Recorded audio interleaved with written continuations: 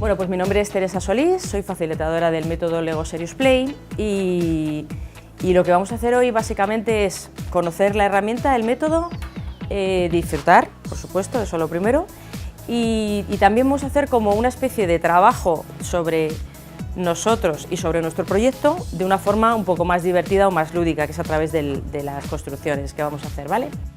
Pues Lego Serious Play para mí es ya como un lenguaje. La definición clásica es que es una metodología que facilita la reflexión, la comunicación y la resolución de problemas. Y a tres niveles, lo que son las personas, lo que son los equipos y lo que sería la organización. El Lego Serious Play sirve básicamente para lo que quieras. Confiar en las manos y cuando haga la pregunta ¿no sabéis qué construir? No pasa nada, las manos van a las piezas. El 70% de las conexiones del cerebro están conectadas a las manos, con lo cual no hay ni que plantearse, al escuchar la pregunta sale la construcción, ¿vale? Solamente hablo de lo mío, es como una norma de respeto entre lo que yo construyo y lo que construye el de al lado. Le escucho, pero no le juzgo ni le critico, ¿vale? Lo que es un nuevo canal de comunicación. Te permite que mediante las manos tú puedas sacar lo que tienes dentro de ti. Entonces es una metodología muy segura. Hay que construir una torre. Los que seáis mesas pares, empieza con la placa verde y termina con la banderita. Y tiene que utilizar solamente piezas verdes y amarillas.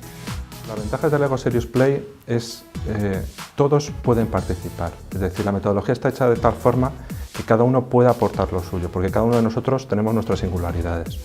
Y cualquier tipo de reunión, cualquier tipo de conversación que quieras hacer, que normalmente no se escucha a todas las personas, en este caso sí, cada una de las personas puede expresarse de tal manera que consigues pues un mayor compromiso, porque ellos ven que forman parte de un equipo, que su opinión también cuenta, y además es que el construir, cuando tú construyes, va implícito el compromiso. Si tú construyes algo, te cuesta romperlo. Trabajar lo que es un modelo compartido, es decir, yo sé lo que a mí se me da bien, pero a la vez voy a escuchar a los otros qué es lo que se les da bien a ellos. Pues se me da bien patinar, por ejemplo, o tocar en un grupo de música. Lo ponéis en el post-it y lo contáis en el grupo, así uno a uno, ¿vale?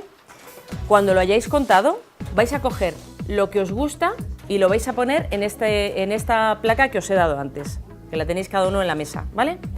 Cuando yo lo pongo en esta placa, yo soy un equipo, ¿vale?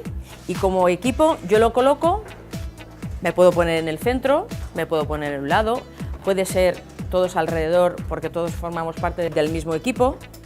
Eso ya lo decidís vosotros, eso sí que lo tenéis que hablar vosotros, ¿vale? Cuando yo formo parte de un equipo, ¿dónde me sitúo? En el equipo.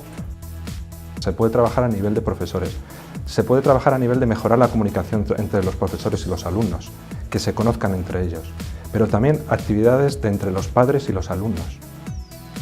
E incluso también actividades que hacemos son entre padres y profesores, porque también es necesario que haya esa unión, digamos, esa manera de entenderse, esa mejor comunicación entre los padres y los profesores, sin lugar a dudas.